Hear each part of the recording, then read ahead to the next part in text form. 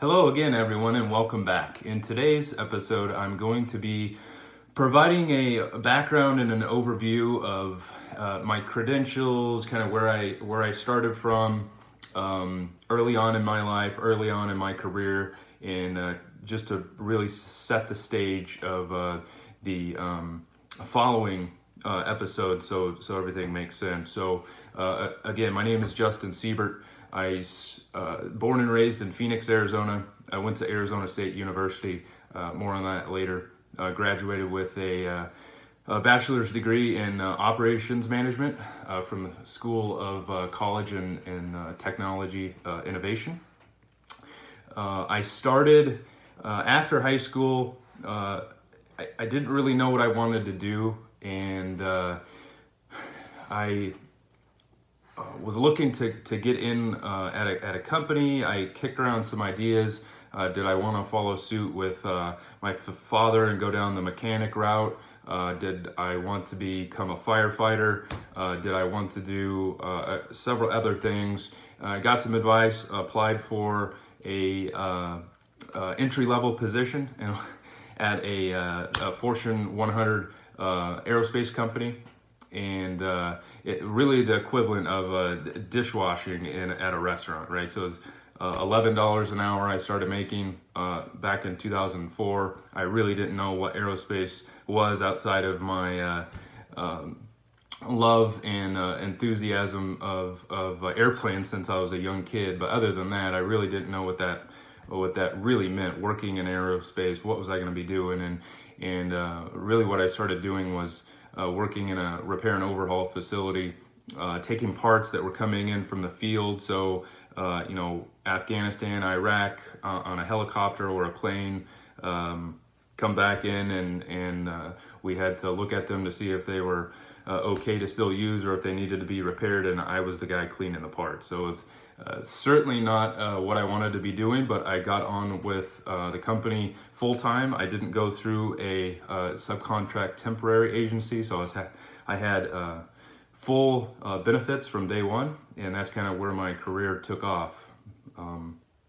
So from there, I went into what is called a materials management role, or a parts pusher. Basically, I was the guy expediting product through a large manufacturing facility with complex machinery, so mills and lathes, just a traditional manufacturing machine shop. And I was the guy that kind of coordinated parts through based on customer need and what was critical.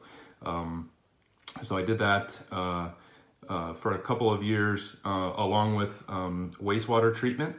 So I really don't know how I got into that. I think one of the guys I was working with got fired, and they said, "Hey, Justin, you go do this." So I had to learn chemistry really quick, and basically we were conditioning the water going back through the sewer to ensure it didn't have high amounts of copper and cyanide, etc., the chemicals that we use to treat the parts.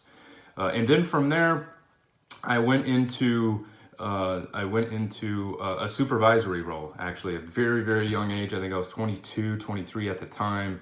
I was on second shift and managing 75 people, and really didn't know what the hell I was doing at first. But somebody saw something in me, my work ethic. They saw that I was always very professional and tried really hard, and someone gave me a shot. I won't ever let that go by. I always respect that person that gave me that shot, and I know I didn't let them down. So that was really early on in my career. Shortly after that, they announced that the manufacturing site I was working actually was due to be shut down and moved overseas. So I had to work through that. I traveled overseas quite a bit, helping the new site get set up. I took a job back in what is called transitions management. So I worked basically in our supply base, moving parts from one supplier to another, or internally, depending on what the project was.